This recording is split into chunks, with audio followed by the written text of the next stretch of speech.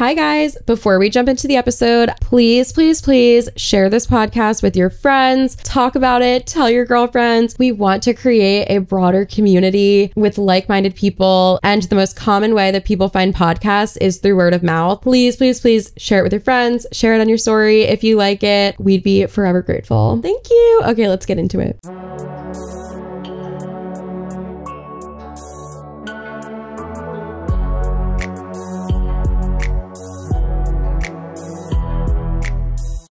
Hello, everyone, and welcome back to your favorite podcast. It's called Stop the Internet Podcast. My name is Kelee. I'm Rebecca. Rebecca texted me today and said that, well, she disclaimed it with, "Can I say something?" And I was like, okay. Oh, yeah. And then she told me that she thought the intros were a little bit too long because we were doing these teasers, which I felt like was fine. But I was scared when I read the text that you were going to say, "I think the intro is corny," because I've always been feeling weird about the intro. Like, I'm like, is that corny? But then one time somebody commented and they were so nice. And they were like, "But this actually is my favorite podcast." Aww. And I was like, wow. Yeah, no, I love the intro. Okay. I thought you were at first going to share my Chipotle story, which I'm not sharing. I was like, wow. Rebecca had a well, it's something she thought was embarrassing, but I didn't think it was that embarrassing. But we are all our own worst critic, you know? Right. Wait, can I disclaim something to like help you? Yeah. It had nothing to do with using the bathroom. Oh. Because people, you know how like people are like me after Chipotle? That was not it. It was actually something. It was arguably worse. No, it wasn't. No, and you'll never know. Today we're talking about bad advice. I thought this would be a fun episode because it's like bad advice column, but really we just talk about what people said was the worst advice they'd ever received. I don't really have an intro other than that, but I'm kind of excited to start talking about it. Okay, yay! Wow, people that hate intros, you're lucky. This is for you. When I said intro, I meant teaser. Oh, okay. Yeah. Okay. Yeah. Aligned. Yes. Rebecca doesn't hate the intros. She hates She said the teasers were slightly too long, which I feel like they are. Yeah, I don't know. Like, are we supposed to be doing teasers? As a podcast listener, please tell me, if you listen to this podcast, do you think it needs a teaser? And if you've never heard of a podcast before and you just clicked on it on Apple, on YouTube, would a teaser entice you or would it annoy you and be like, okay, this is stupid, I don't need this? I don't know. Yeah, I guess it reminded me of like, remember when Vlogmas was a huge thing? Yes. And people got really fancy with teasers or like little intros, little animated intros. And I'm like, okay, can we just get to the vlog? Like, I don't want to watch even like 10. No, I'm just kidding. Yeah. But like some were like a minute long. And I'm like, girly, please. Actually, I do remember. I feel like that was very annoying. Like when the intros were like a minute and a half and the whole video is like 6 minutes. Like, what are you doing? Right. But yeah. And I'm thinking of a specific video. Me too. Amazing. So yes, please tell us. Yeah. Tell me, do I need to do teasers? Because it actually takes a while. And I'm like, is this like help? I mean, I don't know. Tell me what you think, please. Yes. Even just one opinion will change our entire brand. You have the power.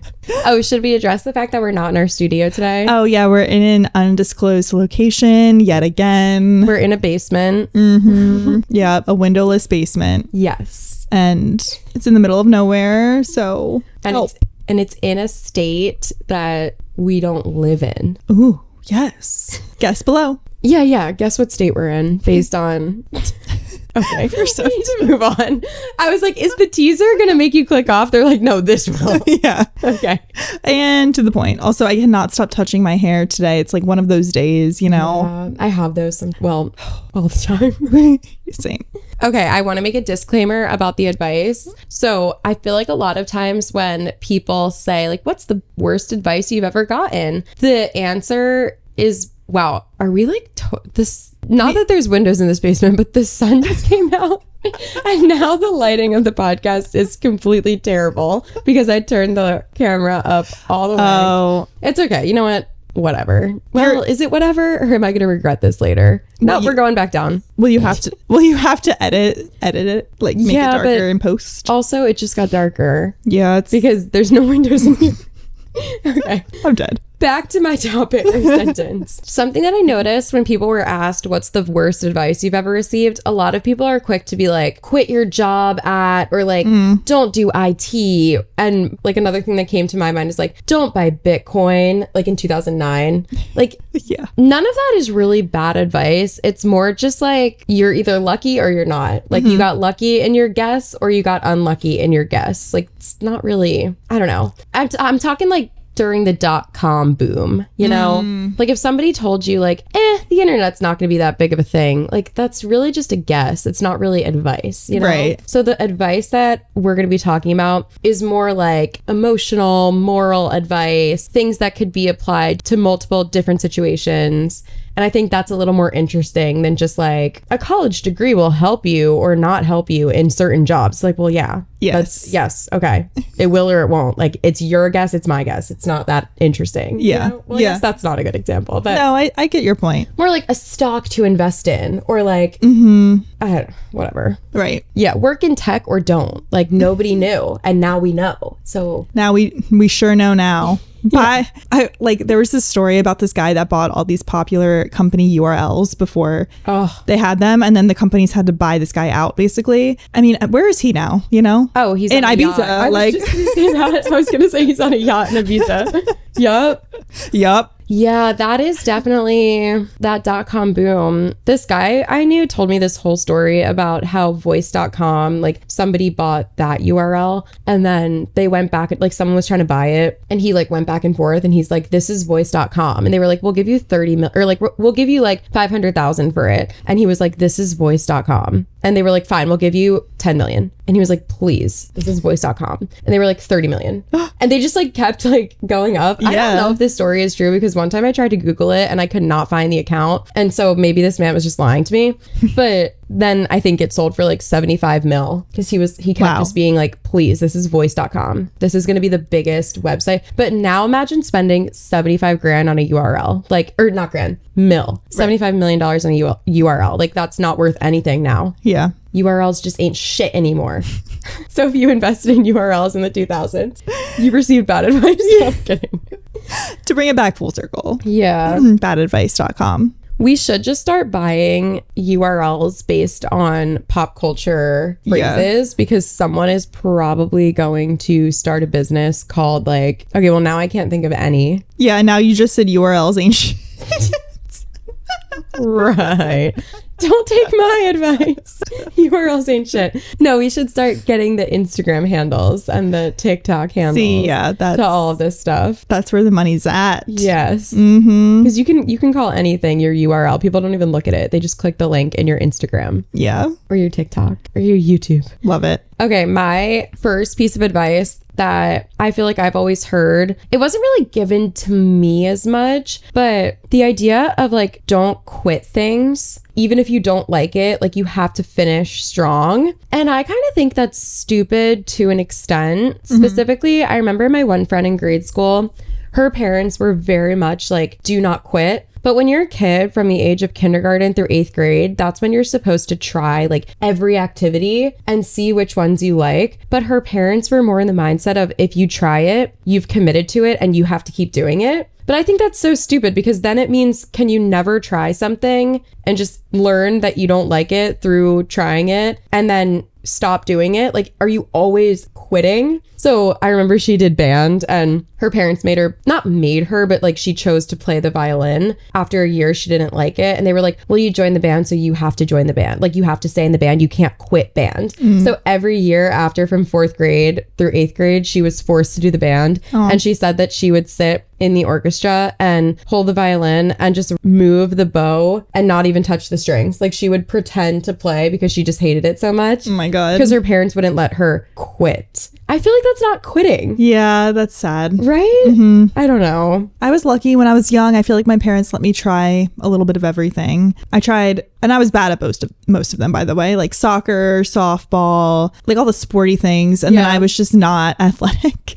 And then I got into ballet and I had a lot more success and I did that for many years. So Oh, that's so fun. Hashtag grateful. Yeah, my parents, I guess, like, we tried a lot of things, but they weren't crazy. Like, I never wanted to quit mid-season. I do think that's a little bit different, because if you're just like, I don't feel like going, I don't want to, like, I want to quit. I feel like your parents, like, that's when they give you a little bit of, like, tough love, and they're like, well, you have to finish it out. You have to be there for your team and do it. Yeah. Like, it teaches a lesson. But if you were, like, crying, like, I hate it, like, I dread going, like, I think that's a time where you need to hear your kid out and not force them to finish something just so you can say they didn't quit. Yes. Like, quitting, I feel like, has such a negative connotation, when sometimes it's okay to just stop doing an action. Mm-hmm. Like, agreed. Also, quitting a job isn't bad, but quitting a sports team is. True. I guess that's an age thing. Yeah, probably. Like, parents don't want kids to quit when they're young because maybe they think it creates bad habits of, like, quitting is okay all the time. Right. So it's about teaching them when it is right to quit, maybe. Yeah, I think so too. But I think that that's, like, why it's not always quitting. I guess that's the thing. Like, her parents saw anytime you do something and then you don't do it forever, quitting. Yeah. Like, that's not quitting. Like, you're allowed to just explore, Correct. You know? And I feel like a lot of people see it that way with school. Me and Trisha talked about this on a recent episode, but if you're trying, like, a trade school or something and then it turns out you don't like it, why would you keep doing it? Like, if you go to culinary school and after 3 weeks you're like, dude, I hate cooking. I hate cooking. Yeah. Why would you continue doing it? You don't want to cook. It's a waste of your time. Yeah. And money. Yeah. And money. It's like going to law school if you have no intentions of being a lawyer. Like, why are you going to law school? Just don't go. It's a waste of your time, my time. My time? It's literally a waste of my time. Yeah. No, that's true. To go to law school and not be a lawyer. At me. Me and Rebecca were talking about law school recently. Yes. That's why I thought of it. That's for a whole other episode. You know, yes. We should do an episode about like our careers, how we got here, like where we were going to go and didn't. I think that'd be cool. That would actually be really interesting. And all the other things you're interested in, but like why you didn't follow it. Yes. Yeah. I think, okay. Fun. Jot that down. I like this scrunchie on your wrist. Oh, thanks. Kind of cool. I got it from Japan. Japan. I feel Japan. I'm kidding. No, literally, like every episode I'm like plugging that I went to Japan or Bora Bora. No, you're not. I feel like I plug it for you. Okay. And then you feel awkward because I'm like, you know, Rebecca's been to Bora Bora. So all y'all beep ain't beep. Beep. Yeah. Okay. Gentle reminder. Yes. Anyway. Okay. Should we just get into other pieces of advice? Yes. Okay. First on the docket, act like you don't care about dating. That is wrong. The correct message is more like, when you are single or early on in dating, it's okay to prioritize and put yourself first. But you have to show that you care or they don't stick around. And it goes along with, don't act interested. There's a huge difference between interested and needy. That's a good point. Yeah. So wait, which side are they advocating for? So basically, every piece of advice that I read, they're saying that this is bad advice. So act like you don't care about dating and don't act interested. They're saying that's terrible advice. Oh, yeah. Yeah. I see. And so do we agree that that's terrible advice? Yeah. I mean, I think this is my problem. I've said this before. I like live in the gray area. I like literally struggle with picking a side. But I think, yeah, if you care about dating and you're trying to meet someone, then be open and honest about that. Because number one, you'll meet someone probably faster if you're just like, hey, this is what I'm looking for and I'm trying to like achieve this, versus what this person is saying, which is like act aloof and like too cool to care about dating, which you still might meet someone that way, but it's kind of like under false pretenses maybe. Yeah. Yeah. No, I agree with that. I also think that that's an immature way to think. Like, that's how you would act if you're in high school or maybe college. But in the real world, if you're genuinely trying to find a partner, I don't think you should act disinterested, because if someone were disinterested in me, or if it was my friend and someone's acting disinterested, the first piece of advice is bye. Yeah. Why would you want someone that doesn't want you? Yes. And also this bad advice kind of aligns with the idea that like oftentimes times you'll hear, when it'll happen when you least expect it, or Oh like my God. all those sayings people give to single people, and it's like, okay, well, no, it won't, honestly. Like, I think that might be on this list somewhere. yeah. Okay, thoughts on that? It's just like, someone hasn't said that to me in a very long time, which I'm grateful for, but I feel like that's so, first of all, it's oftentimes coming from someone that's been in a relationship for years, and they're like, don't worry, it'll happen when you least expect it. It's like, first of all, I didn't ask, and second of all, No, that's a good point, because what single person is saying that? What single person is like, it'll happen when I least expect it? Well, someone that actually wants a partner, yeah. you know? Yeah. Okay. So, yeah, I just don't agree with that. And I also do think objectively it's bad advice, because like, we just live in an era where you do actually have to try. If you're dating and you want to meet someone, like, you have to try. Maybe back in the day you didn't, and you would bump into someone at the post office, but that just doesn't happen anymore.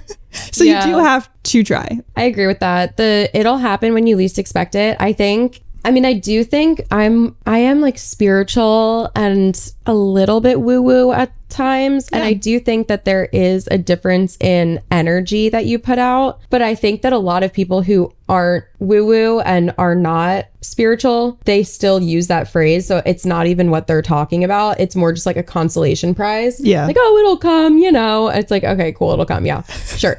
But I think if you're more spiritual or emotional, you could see it as people exude energy all the time. So if you're exuding an energy of desperation and neediness, kind of what this person said, like, you don't want to be needy because people can feel that. You don't want to be desperate because that's not attractive. You want to be confident in who you are. And if you are confident and you go to the bar thinking, I'm going to be happy whether I meet someone tonight or not because I have my friends, I have myself. But I also think that meeting someone at the bar or not, I'm still going to be happy tonight. I also think that is hard to say, because there are times where you go through phases in your life where you want a partner, and your human nature is to yearn for a companion. And that is not a bad thing. I feel like that's such like a demonized thing. It's like, oh, well, don't like have such a strong desire because it comes when you least expect it. Like, no, you're allowed to have the human desire for love and connection and companionship. Like, there is nothing wrong with that. And if you're sad because you haven't found that yet, that is so valid. You're allowed to be sad that you haven't found a companion. Like, Yeah. that's just, I hate when people discount that emotion because they're like, just be happy and confident all the time, and then people will flock to you. I don't know. It's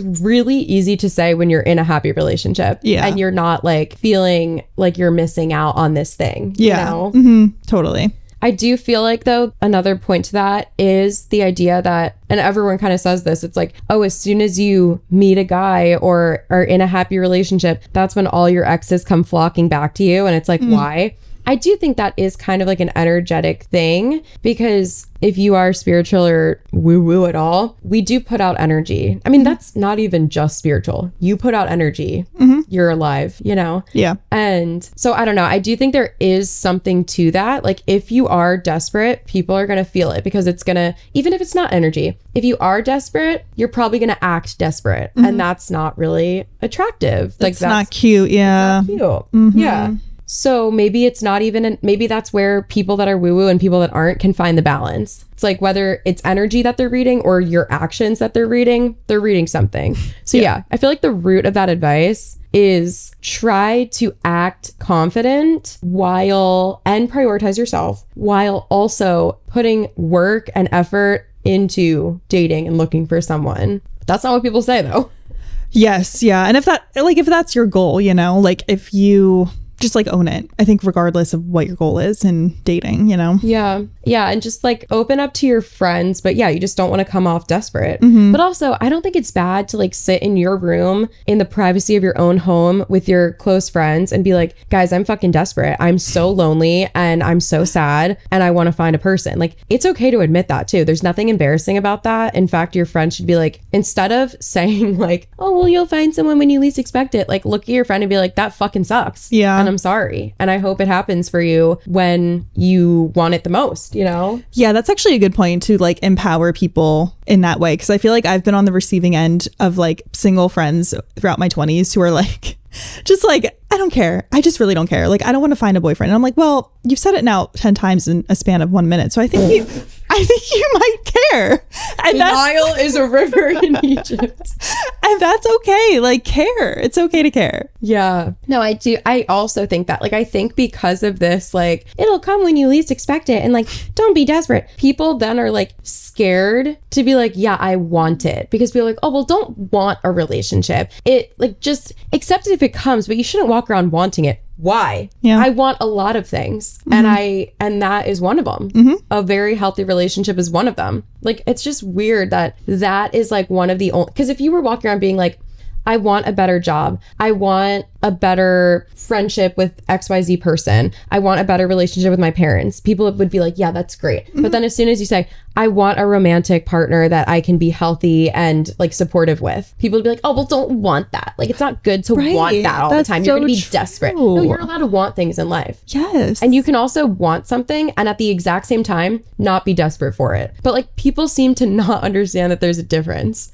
I think people are really scared of coming across insecure. And I think with a relationship, it's one of those things where as soon as you say that, like, you're right, like, people view you a little differently versus if you were to say, oh, I want to make more money this year, where people are like, yes, you go, girl. But it's like, if I want a boyfriend and you say that, then it's like, oh, you're really insecure. Like, I feel bad for you. It's like, well, don't feel bad for me. It's just like something I want. Yes. Then no, that's so true. And I feel like also people forget, because when you say, oh, I want a boyfriend, I want to meet something, or I want to meet someone, I feel like it seems very superficial. And it's like, oh yeah, you want a boyfriend, you want to go on dates, and like it just seems like this like cutesy little thing. No, it is human nature to yearn for companionship and connection. Like, why is that so hard to admit? But I know it's hard to admit because people like ream you out for it when you say you want to meet someone. Like, it's so hard for people to accept that you can want it and also not be desperate. Yeah, but I think the opposite is also true. Because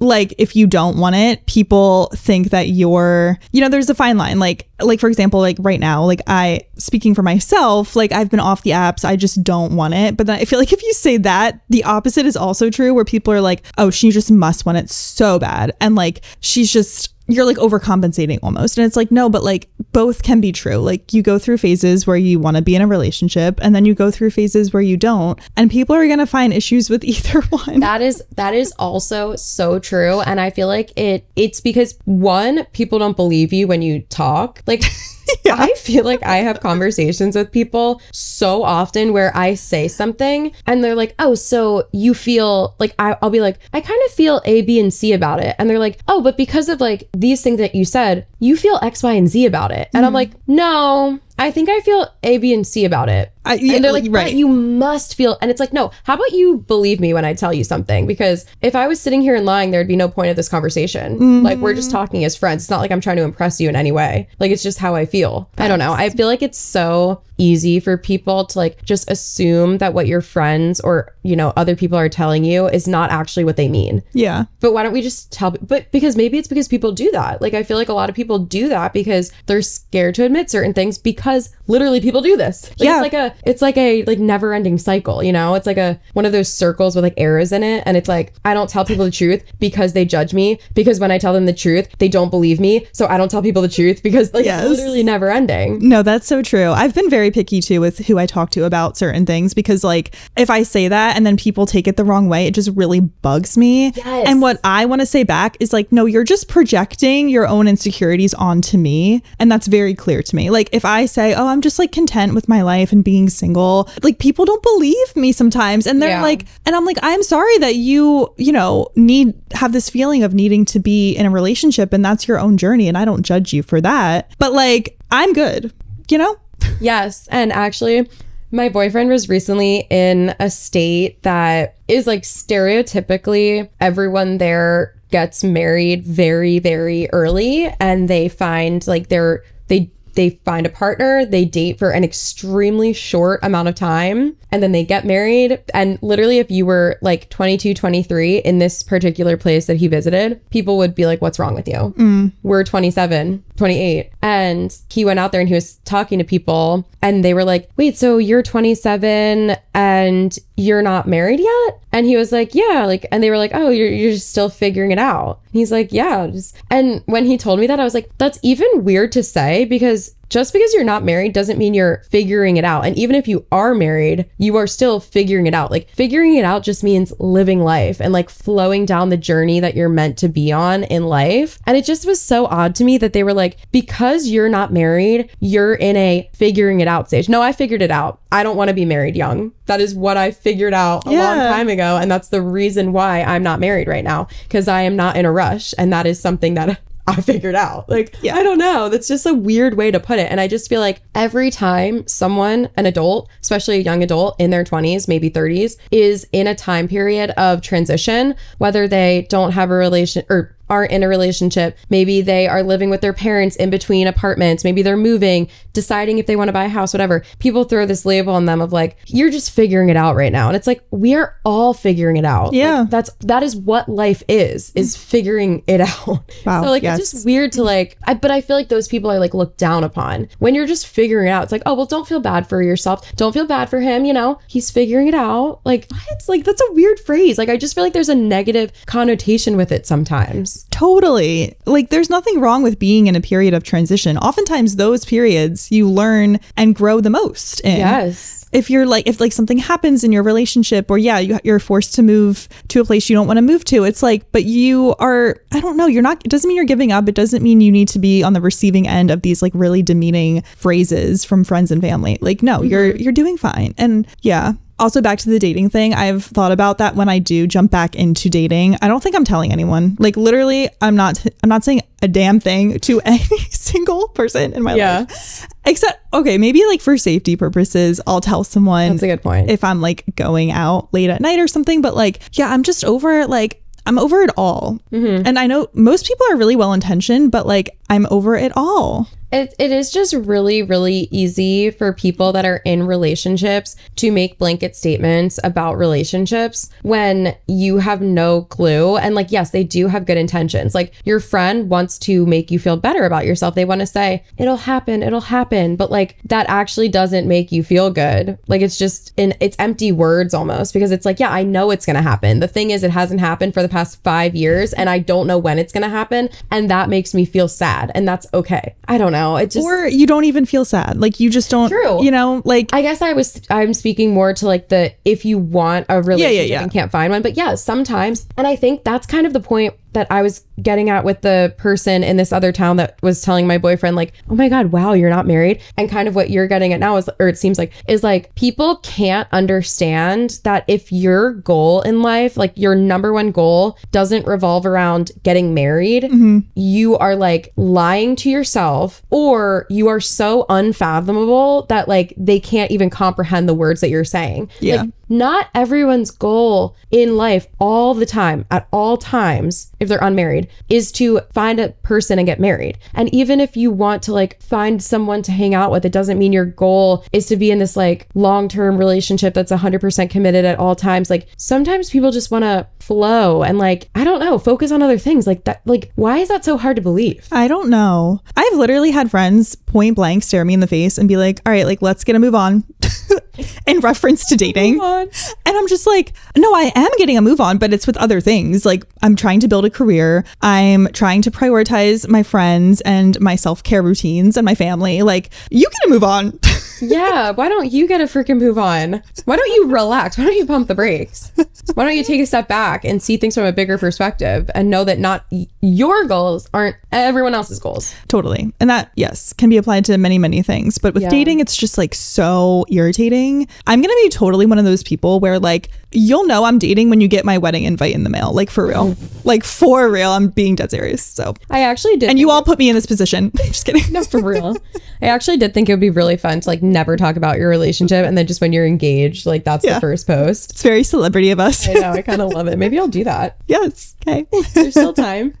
Oh, yes. Wow, that was good. Okay, any final thoughts? Sorry, I feel like I sounded really bitter. I'm not trying to sound bitter. It's just like, yeah, just had points to make, I guess. That's another thing about like feeling bitter, or like, I was just having a conversation last night with one of my friends who I was trying to explain to him, like, it was one of these things Rebecca and I talked about on an episode this year. I forgot exactly what it was. We were talking about forgiveness and how when you think back to different times in your life where maybe someone was mean to you, or maybe someone like did you wrong or treated you badly, overall, like you are over it because you don't really think about that person. But then when you like get into the nitty gritty, you're like, yeah, and you know what? And another thing, like, and you kind of like hype yourself up. Yes. And I do that with like a lot of things. And he's like, it seems like you're like still holding on to something, or you need to like let something go. And I'm like, I don't know, maybe if like a psychologist did like a deep dive, like, right. But at the same time, I don't think about this, but like, and overall I have positive memories of the person. But then if I were to dig deep, I'd be like, oh, you know what? Like that thing was so annoying. Like, I can't believe they did that. But am I like harboring resentment? Like, no, right. I only think about it when someone reminds me of it. Like, but yeah.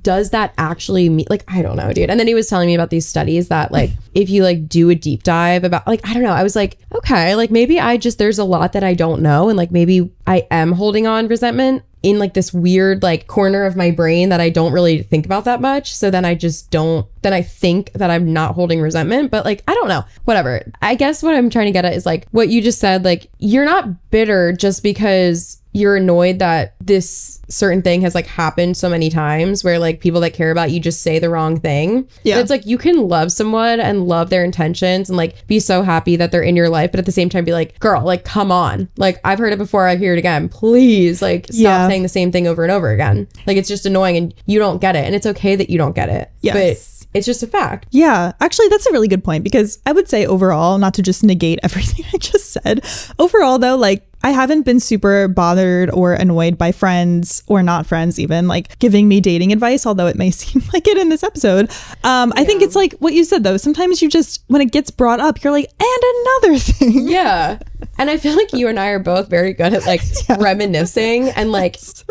This is kind of what I was telling my friend. I'm like, I just like reminiscing, and like, you ever see those posts that are like meeting up with your high school friends to tell the same stories you've been telling for the past 10 years? I love doing that. Like, me and two of my friends, we like talk from grade school. We talk about grade school and like high school, and we're like, oh my God, I remember that. Like, just so fun. It's just like fun. It's more like reminiscing and like being like, yeah. And like, I love storytelling. I love like, I don't know. I feel like all these things go in together, and it's like, I'm not actively mad that the person that I was dating 4 years or 10 years ago, like whatever, did like X, Y, and Z thing. I'm mad that they did it, but it's not like I'm like living with anger. Like, it's like, am I mad that they did it? Like, not really, because mad is like an active emotion. It's more just like, I don't know. I don't know the word for it. Yeah. But it's like, we're talking about it, so I'm going to put myself in that place again. That's what it is. That is what it is. Yes. And I'm going to use the lessons I learned to like make me passionate about things that I'm going through now. Yeah. And so I will always be passionate about those stories because of the lessons that I learned that are still relevant today, and like will be relevant in every relationship and how people treat you and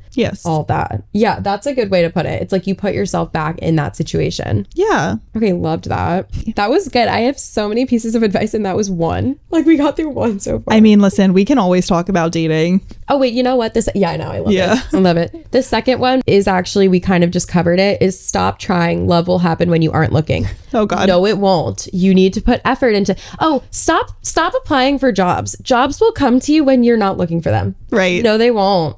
No, they won't. And if you say, yes, they do, because people contact me via LinkedIn and Instagram and my website. Yeah, that's because you worked and you put effort into your LinkedIn, and you worked and you put effort into your website and your branded Instagram. So you are working towards it, even if you don't think you are. Mm-hmm. Mic drop. Sorry, I said that in like a really like demeaning way, but like, that's how people act. Like, no, really, I wasn't looking. It's like, okay, well, that's what happened for you. Like, yeah, sure. You bumped into your husband in a frat party basement when you were 21. That's great for you. That does not mean that I don't have to look for a boyfriend. Like, that's so valid. That is so valid. Yes. Okay. This is interesting. Apologize, even if you're in the wrong. It will ease the tension and is no big deal. Well, in fact, I've learned that if I take all the blame, I get shit on, and people do, in fact, blame me.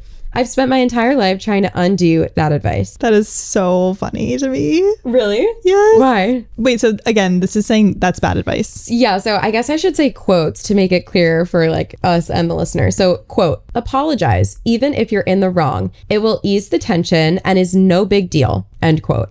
Okay. And so then the person who wrote that was chiming in being like, well, actually, I've learned that if I take all the blame, I get shit on. And people do, in fact, blame me. And I've spent my entire life trying to undo that advice. I see. Okay. Yeah, this is an interesting debate because I feel like this goes along with like be the bigger person, and people are always saying that or some iteration of it. And again, I think you can go either way depending on the situation. But in my experience, like sometimes you're just tired of being the bigger person. Like, why do I have to be the bigger person again? Yes. And another thing is like, why do I have to teach you how to be a good person or how to make a good decision? Like, I don't want to have to teach you how to be nice or how to like be considerate. Like, you can learn that on your own. Yeah. Like, I think if it's, for example, let's say a fight with a friend, like a low stakes fight, you both maybe said some things, then okay, I could see this argument of like, it's like, why should you be the one to apologize? But also, why shouldn't you if you both said things? That's true. Okay. So in that case, maybe I would just apologize first and get the ball rolling, especially if it's someone I really cared about. But if you're apologizing for a fight or something that you just had, like you did not start and you barely contributed to, and this other person's just like acting out of pocket, then no, I don't think you should apologize. And I think that's a friendship you should maybe like reconsider. I was just, when you were saying that, your first sentence made me think about that because yeah, it's really easy to be like, I don't know.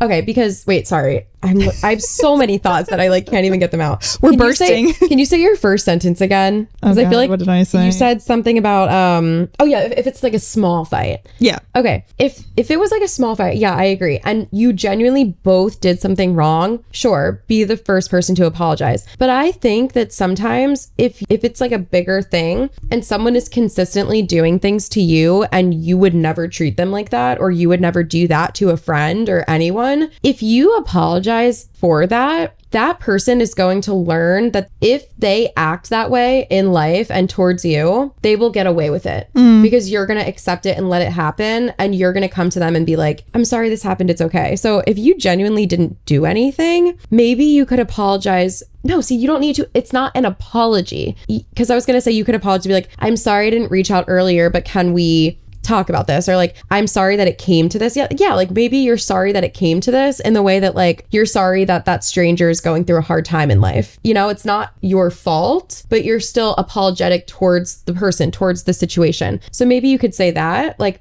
I'm sorry, or maybe not even say the word sorry. I'm sad that it has come to this. Can we talk about it? But yeah, I do think if you say the word sorry too often to the wrong person, it's just going to teach them a lesson that they can do whatever they want to you and get away with it. And I think that happens a lot, especially in friendships, for sure. Yeah. Just like teaching someone to be a better person. And it's like, well, at some point that person's going to get tired of being the teacher. No, that's like, yes. And then they're just going to peace out, and that's on you. Yeah. No, that's so true. Yeah, I don't think it's actually ever, okay, no, I can't say ever because everything is situational. Yeah. But I do think that most of the time, or at least the examples that I'm thinking of right now, if you did nothing wrong, like, yeah, you shouldn't be apologizing. You can bring up and start the conversation, but what are you apologizing for? Yeah. Like ask yourself that for sure. Yeah. And I do think what this person said is like, then people blame you. Yeah. Because people that are emotionally immature or like can't see things from two ways and think that they're in the right when any reasonable person, if they heard the story, would be like, oh, they're wrong. There are people like that. There are people that cannot see the other side and they are 100% right and they think that they're right and can't be convinced otherwise. If you apologize to them, they're going to blame you, and it's literally going to further their like issue of I'm always right. Yeah. And I can't do anything wrong. Yeah. I'm not capable of it. Oh, ew. The worst kind of person. Yeah. Agreed. We're really bashing. I know. Well, there's so many good ones. I don't know if you should do a dating one or... Also, if you're watching this on video, sorry. I'm really touching my hair a lot and I'm aware of it. I can't stop. I'm very antsy today. Oh. So... It's okay. I just want you to know I'm aware. It's okay. I touch my hair too. This is actually a good debate. The next piece of bad advice, or the worst advice someone's ever received. Quote, if you want to date around, pick up some new hobbies, but don't go with the intention of finding a date. Quote, I always tend to get confused on this advice because it feels conflicting. On the surface, it seems like it makes sense, but the thing is, I'm perfectly content with all of my current hobbies. I like how I spend my free time. The only reason I would be picking up new ones is to meet new people and hopefully find a partner. It's like people are saying, try, but at the same time, don't try. Even if I did follow this advice and picked up new hobbies, I didn't do it because I wanted to. I did it hoping to eventually find a date. Even if I might be interested in the hobby itself, if I did it in response to the dating advice that you gave me, I'm doing it with the intention of getting a relationship, whether I admit it to myself or not. It almost seems like people are better off saying, go pick up new hobbies to try and get a girlfriend, but tell yourself and others that you're doing it for a different reason so you don't seem weird. Why do I feel like that's kind of like nail on the head? Yeah. Like that is so true. Yeah. Agreed. That is so true. Yeah. And me and Jimmy did an episode recently about meeting people in the wild. And I was like, yeah, go and do more activities. Like, don't go there like and be desperate and creepy, but like, yeah, do new things. You need to put yourself in new places because all the places you're in right now, your partner's not there because you're not with them. Mm-hmm. So yeah, you kind of got to like get out. But then what this person is saying is so true. It's like, people are like, well, don't do it to just find a partner. But it's like, okay, well, that's literally why I'm doing it. So do you want me to admit that to you or do you want me to lie about it? Yeah, no, the advice sounds like it came from someone who's all about like, it's almost like toxic, like singledom empowerment people who are like kind of the types of people that shame people who are single and want to be in a relationship. Mm-hmm. And it's like, yeah, there are bad eggs in both buckets, people in a relationship and people not. And I think it probably came from someone who's like, no, like you have to like own it and be single. And it's going to happen when you're just like exuding like confident energy and you just walk down the street. And it's like, it always could. It always could. But I think there's nothing wrong with being like, yeah, I want to join Run Club. I feel like that's popular right now.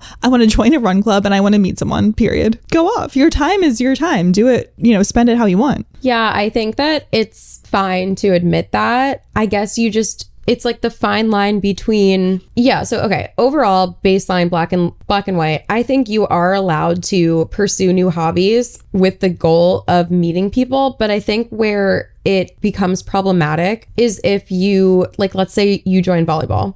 Well, at volleyball practice, you're not working on your bumps and spikes as much as you're working on hitting on every man or woman that's on your team. You know what I mean? Yeah. I think it's really easy for people to be like, well, I'm trying to meet someone, so I got to meet someone. It's almost like go with the knowledge that maybe you'll meet someone, and if you don't meet someone tonight, you're gonna still expand your circle, and who knows, maybe like a friend of a friend, you'll get invited to a party, and at that party is where you're gonna meet your partner or like something like that. But you just don't want to take away from someone else's volleyball experience because maybe they came with the sole intention of playing volleyball. And so you don't want to just be like flirting with that girl the whole entire time or that guy the entire time, because your goal, yes, is to meet someone. Their goal may just be to play volleyball. So you kind of have to respect the other people within the hobby and try to use social cues and social awareness to not come off as too much or desperate or with no intentions of playing volleyball and 100% intentions of hitting on the hottest person on the team. So I think it's a fine line. But yeah, in my opinion, how I'm seeing it right now, I don't think it's bad to admit to yourself that you're playing volleyball with the hopes of meeting someone somehow. Yeah. But I also think, yeah, I kind of just said it, but for yourself, know that maybe your future partner is not going to be one of the 6 people on your volleyball team. So just take the pressure off of that and like take a deep breath, but know that it's the connections that you make there that are going to lead you to more people, more connections, more experiences. And maybe your partner is in one of those. Yeah. I think the better advice is like, be open to all possibilities. Like you could also meet really good friends, or, it gets you out of the house on a Thursday when you otherwise just wouldn't be. Yeah. Like, and maybe it's what you were saying, like you bump into someone on the street, maybe you're on your way to volleyball or you're on your way home, and that's when you bump into the person. So yeah, it's not volleyball team members that are going to be your soulmate, but it's volleyball got you that connection, like in a way. And I think it's also a stereotype where I'm going to feel for men, especially men, if a man were to say, yeah, I joined a volleyball team because I really want a girlfriend and I want to meet people, it would be very easy to judge that person and be like, ew, that's creepy. Why are you just joining a volleyball team to connect with women? Like weird, bad, gross. No, it's to make connection. happens. And who knows, the more people you know, the more people you will know. And the more people you know, the more likely you are to meet the person that you're going to marry. Yeah. So maybe let's not judge people as hard when they're saying, I want to meet someone, because it's almost like you get judged if you do, you get judged if you don't. Yeah. Because if you sit around saying, I'm lonely, and you're doing nothing about it, people are going to be like, well, you're dumb because you're not doing anything about it. But then if you said, I'm lonely, I'm going to join a volleyball team to try to find a girlfriend, people would be like, well, that's not why you should join a volleyball team. So what do you want me to do? What do you want me to do? Do you want me to sit alone and cry? Or do you want me to join the volleyball team with bad intentions? Shut the fuck up. Sorry. We need to cut people some slack sometimes when they deserve it. Yes.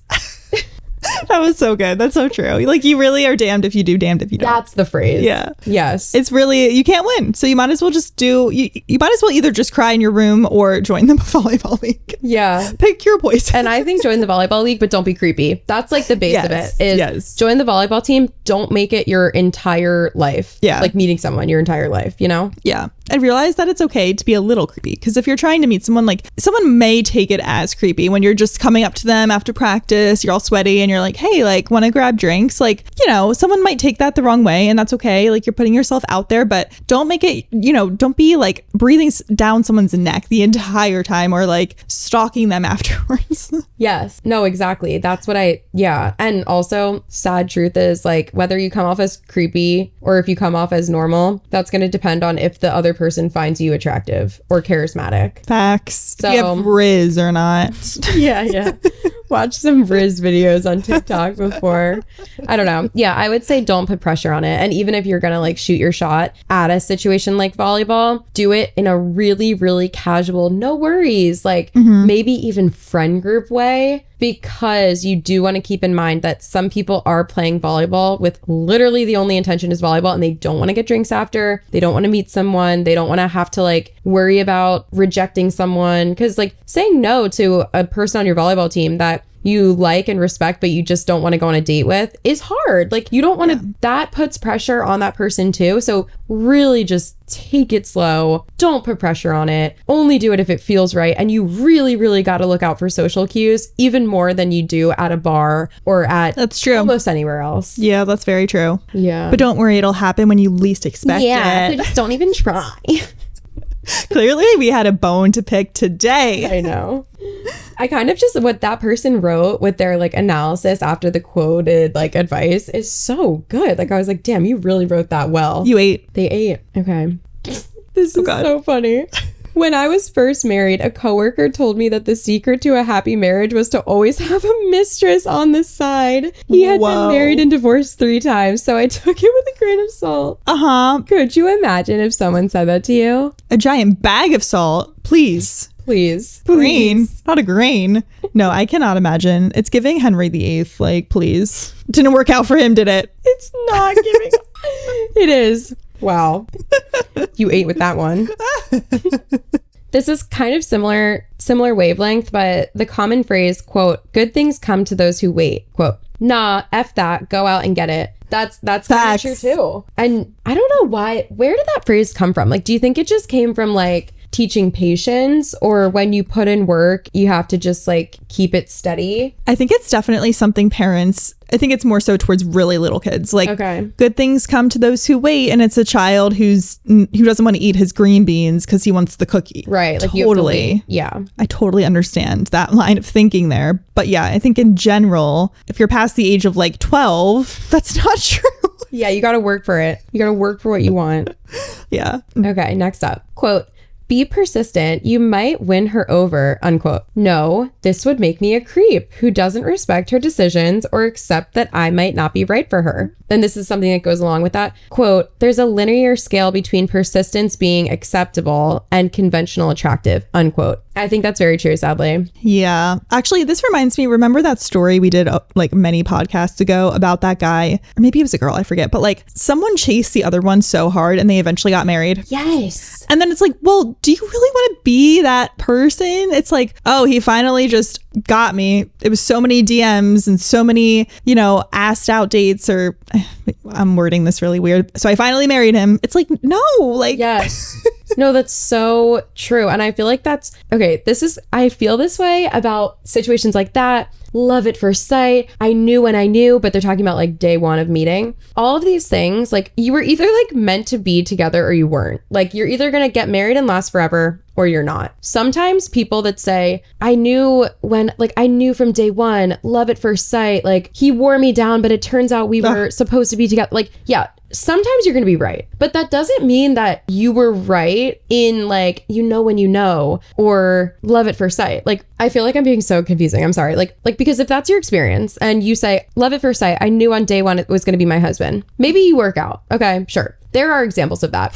There are 25 million more examples. Yeah. Oh, it was love at first sight. And first day I met him, I knew I was going to marry him. They did not get married. Mm-hmm. But you just don't hear them saying it because they found out that they were wrong. Yeah. So if you were to get married to that person, it's not because it was love at first sight. It's because in life, you were meant to be married to them. And you were caught up at lust at first sight, just like everybody else. Like, I don't know. And I feel like it's the same with that. It's like, oh, well, he wore me down. It's like, we're meant to be. If they end up lasting forever, like, sure, you can make the argument that it was all okay because they were meant to be anyway. But like, right. There are way more examples of someone doing that, like begging, pleading, so many DMs actions, and it never amounts to anything because it's weird. Like it just isn't how you're supposed to do relationships. Like, yes. But then you have those anomalies where it actually works out and people are like, well, who knows, you guys? Sometimes it works. When you know, you know. No, you don't. Like there are way more examples of it not working. Yeah. So you just got lucky in it working for you. Like I said that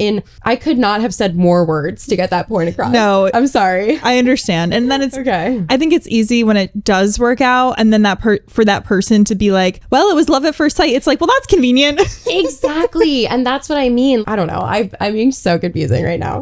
No, I think I understand what you're saying. I do want to say though, because I'm just a little woo-woo in this sense, like I do think some first dates do hit different. Not necessarily that you fall in love on the first date, but you're like, like you leave it and you're like, like that felt a little different. That felt a little bit more meaningful. Oh, I 100% believe that. But I don't think that means love at first sight. I don't think it means you're marrying that person. Like, yeah, it could just mean, oh, we're going to have a year-long relationship, say, and then find out it didn't work out. And then you move on to the next thing. Like, oh, I 100% believe that. Yeah. So that's just like, I don't know. There's so many like nuanced little instances of all this, of what we're talking about. No, I completely agree. And that's why I want to clarify that, like, when I'm saying like, oh, I'm not talking about someone that's like been dating someone for a year or 2 years or 3 years. And they're like, yeah, when like he's my person. That is not what I mean. I mean, like when the person is a stranger and you haven't lived life to come to the conclusion that you are meant for each other. Because when you just see someone on the street and they're a stranger and then you happen to get drinks with them as your first date, like you don't know if that's going to be your person. You can hope that it is, like based off of the chemistry you have. Like you can have a really good feeling that it's going to lead to somewhere positive. But like I can just tell you, I'm literally thinking of a guy that exact same thing happened to me. And I was like, oh my God, I could marry this guy. We are not getting married and we never will. Yeah. Like I was wrong, but it's just because I was like hopeful based on chemistry and the idea of the person that I had in my head. Yeah. And I also think people are like romantics at heart, like more people than you think maybe, because if you're married and it's easier to be like, oh, I knew on my first date, like that's a more romantic story versus being like, well, I actually was kind of unsure for the first 3 months. I completely agree with that. It's like a confirmation bias. Like you want to believe that the first date was love at first sight. You just literally, I'm going to cut out everything I just said. No. That is exactly what it is. You're right. Like, and people don't want to admit that, and they just want it to be a more romantic story. So they're like, oh, within a month we were soulmates. And it's like, maybe think a little harder about that time period. Maybe you weren't, and maybe you were, but those people aren't admitting that as freely, I think. That is so true. That's 100% what it is. Yeah. It's confirmation bias. Yeah. That is 100% what it is. And it's also that you are a romantic. Most people are romantics. And yes, people fall in love with stories. I think that is why people want to say, oh, I bumped into my soulmate at volleyball rather than I met on Tinder. Like, because you want the story. You want the cute little love story that is going to make you feel better about yourself. And it's going to make you feel like your relationship is was more meant to be because you just bumped into them on the street and it happened when you weren't looking. So it's meant to be. It was fate. It was destiny. And then Tinder, for some reason, isn't fate and it's not destiny because you tried? No. It's just a different way of getting to your fate or your like path in life. Like, no, totally. I actually fell into that like kind of recently where it's like I now in hindsight realize that I was romanticizing something. And then it's like I'm now at a point where I'm like, well, I can see kind of the whole time that it wasn't like right. But in the moment, you're so like wrapped up in the story. Yes, it's the story. And it's 100% the story. And I'm a writer. So unfortunately, I romanticize everything. So. Yeah, I am. I'm delusional, so I unfortunately romanticize everything as well. So, and it hurts. It actually hurts you. Yeah. Yeah, to think, oh my God, I'm going to marry the guy. It actually hurts you. Yeah. Because there is going to be one time where you're right. Right. And if you're anything like most people, especially most people that live in a city, you're going to be wrong way more times than that. Yeah. And also if you think really hard about when you were in it, you'll also see that that it wasn't right the whole time. Like we just tell ourselves stories and then you talk about it with your friends and they're like, oh my God, I'm so happy for you. And then you're like, wait, yeah, like actually like this is my soulmate. And then you're out of it and you're like, wait, like the whole time I was questioning everything like that. And again, this goes back to my original point in the beginning of this episode, which is that I'm never talking about my dating life ever again because I'm horrible at making my own decisions apparently. Sorry, I just got really off topic. No, it's okay. Go. But spoiler alert, it wasn't love at first sight. And stop telling yourself false things about the person you're dating. They're just a guy. Yeah. They're just Ken. True. And I actually think it will only help you to accept the fact that love at first sight is not real. And I'm not talking about chemistry at first sight. I'm not talking about excitement and hope and like all of that at first sight. No, I'm talking about I knew from day one that I was going to say my vows to him at the end of the aisle. No, you didn't. And if you think like that, that's problematic because it's really going to hurt you way more when you're wrong, like so many times. And most people are wrong so many times. Yeah. Because how many guys did I have chemistry with in my life? A lot. And I'm not with them because we're just not meant to be. But I had hope that I was going to marry them because I was single and I wanted to find my husband. Yeah. And it just is like, confirmation bias. When you look back, you want to tell this like story. So you're like, wait, I was right all along, right? And it's like, no, you had hope that turned into reality, but you probably didn't know for a fact. Like, I don't know. It just, it's really hard to like put it in words too, I guess what I mean clearly because I'm stumbling over my words. But no, but it's hard. Also, yes, don't get attached to the story because that's literally going to help like getting attached. And it's way easier said than done to not get attached to the story. But like if you let yourself get attached to the story, it's going to be way harder to like move on from this situation because you're still like, you still have like the book open and you're like rereading all the pages when it's like, close the book, put it under the bed or not under the bed, throw it, burn it, throw it into the ocean, never see it again. Actually, never even open the book again. Yeah. Until you're in a long-term healthy relationship that's based on mutual respect and honesty. Mm-hmm. Then you can open the book. Then you can start filling in the pages. Yes. I think we should make a graphic that says, stop the internet, save me from marrying the wrong person. Yes. Yes. That's such a good one. I love that. Because that's what we're doing here. I know, we really are. Yeah, I don't know. What was even the piece of advice of that? The bad advice. LOL, I don't know. Really don't know. It looks very ominous outside. I know. Not that there's windows. Oh, there's actually no windows, so I wouldn't know. We were just checking the weather. Oh, it was because we were talking about be persistent and win her over. Because then when like on the off chance when it works, people like base their life on that. And it's like, no. You just got lucky because 99% of the time when you pursue someone and beg them to like you, it's probably not meant for you. Yeah. But 1% of the time, I'm not going to lie, it is. Yeah. It is meant to be 1% of the time. But let's not base our like life advice on that. Right. You know? And if a man ever said, oh, she just really nailed me down or wore me down, I would be like, ring is coming off and it's getting thrown into the ocean. Could you imagine? Like, yeah, would you want to be on the other side of that? Yeah. No. Like, because it's really good to be, it's really like cutesy to be like, oh, you know, he wore me down and finally I gave him a chance. Like, also, I'm not talking about like, I feel like we're talking about the extremes. I'm not talking about like, yeah, of course. Oh, a friend of a friend is like, please, I'd really love to take you out. And they ask you 3 times or they ask you 4 times over the course of 2 years. Like, that's way different. Mm-hmm. I'm talking a guy that can't take, or a girl that can't take a hint. Mm-hmm. Wouldn't that be so embarrassing to say? Do you want to walk down the aisle to someone that you had to beg for months via DM to please give you a chance? That's who you want to walk down the aisle to? Short answer, no. Yeah. Short answer, no. We should just do a timestamp where it's like, to actually get the answer you're looking for, skip to hour 15. And it's just us being like, no. Oh my God, I'm dying. Okay, maybe we do one more. Okay. Oh, that's going to be a huge one. Well, I guess it doesn't have to be. Comment for part 2. Yeah. Clearly we have a lot of thoughts. I feel like we could do a part 2 of this, so I'll save that one for the next part. Okay. Quote, you should act less smart so more guys talk to you, unquote. Oh, please. That's giving like 7th grade. We've all been there, but you got to grow out of it. I actually think that someone needs their sweet green. I've been on a real sweet green kick and it's not good for my wallet. Anyway. Yeah, but it's solid, right? Let's be financially responsible. I'm on one. I know you are. I love it.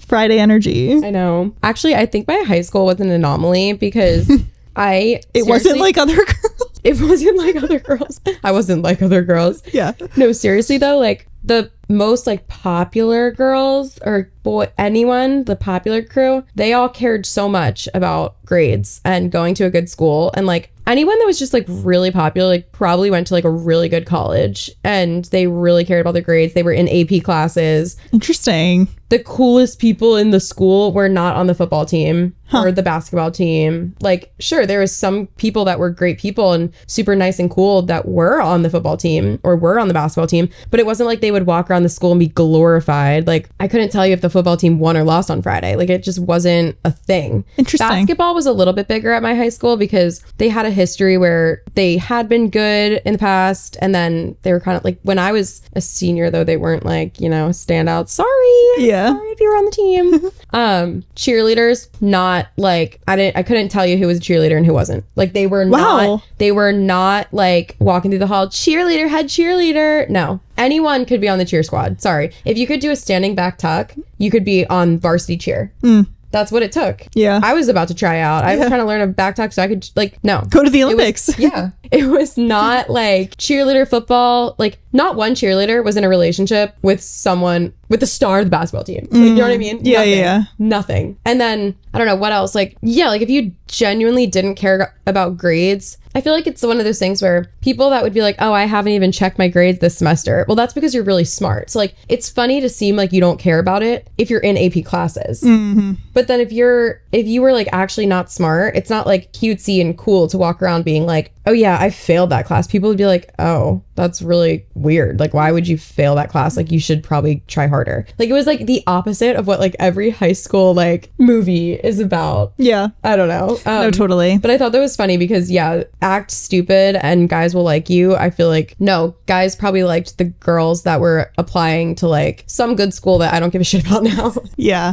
I think like a real world, or not real world, adult version of this would be like, guys don't like when women, I guess, are like really career driven, really money driven, or really have a lot going on. They want a woman that's like a little bit more, I don't know, what's it like, a non-insulting word, or just someone who's like beta, and there's nothing wrong with that, but like controllable. Yes, thank you. Controllable. Sorry. I think like men do like women like that sometimes, and there's a lid for every pot, as they say. But yeah, I think, I feel like I'm like insulting people now, because I think some women want to be controlled too, like not in a toxic way. Controlled is maybe not the word to use. Like, I know what you mean. Yeah. They want like they want to be beta to the alpha, and that's, everyone's on their own journey, but some women don't, and they have a problem dating.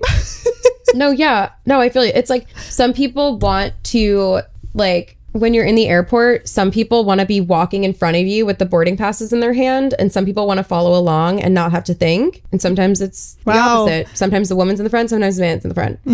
It just depends on what you want. But I totally feel you. That's very true, actually. Yeah. And I also think that a lot of insecure people want the opposite. Like, if you're like a highly successful man, but you're insecure as frick, you probably want a woman that isn't more successful than you. This is why I love her name, Campbell and Pookie. Oh yeah, Pookie and That's why I'm obsessed with them, because they're both really successful in what they do, and they do very different things. But he's just so like, he's such a cheerleader of her, even though he's this like, you know, powerful businessman who went to Wharton and has all these accolades, but he's like in every video I see, I don't actually follow them, but they come up a lot on my feed. He's just like obsessed with her. Oh, that's so cute. I just love it. And they're both alpha. Like I feel like they're both like doing the thing, you know? Yeah. So yeah, that's like a good example of when it, anyway, whatever. When it works out. Yeah. Dreams and goals. Yeah. Supporting. You can both have it all, okay? You really can. Like this could be a whole episode about like, can you have it all? And short answer, I think yes. Maybe not all at once. But I think you can have it all, but you can't do it all. That's a whole nother topic. Yeah. That'll be in part 2. We should have that in our career episode. Yes. Yeah. Actually, that could be quote unquote bad advice. Like you can't have it all. True. And then we debate that. Oh my God. That can be our opening for our second part. Okay. And then that other one on my Remember list that. that I think is an interesting topic too. I'm intrigued. Okay. Fun. Wow. Yay. Okay. Thank you guys so much for listening to our episode. Please tell me if you liked our teaser or not. Or am I doing a teaser? I don't know. Maybe I'll skip the teaser. Who knows? Please follow us on TikTok and Instagram. We're really trying to ramp up our social strategy. Yes. Please share this podcast with your friends. It's literally the only way that people find podcasts is word of mouth. So would really appreciate it. Yeah. Any final thoughts? I'm gonna go get my sweet green, I think, or kava. Which one? Wait, comment below for real. Like we should do like funny posts on our Instagram stories, and it's just like useless stuff like sweet green or kava. Yes. There's an Instagram account that does a really? daily I forget what they call it, like unserious poll, like unimportant poll. Wait, and it'll that's be fun. like it'll be like that. Yeah. Or like, do you wear socks to bed? Yes or no? Like, oh God, like no. Some people said yes. I'm not a psychopath. I know. Do you? No. Okay. Sometimes when I'm sleeping in somebody else's house, if it's like really cold, I'll have to force myself to, but never when I'm at home. No. Yeah, no. Okay, guys, thank you so much for listening. We love you. We appreciate you. We do not sleep in socks. And we'll see you in the next one. Bye.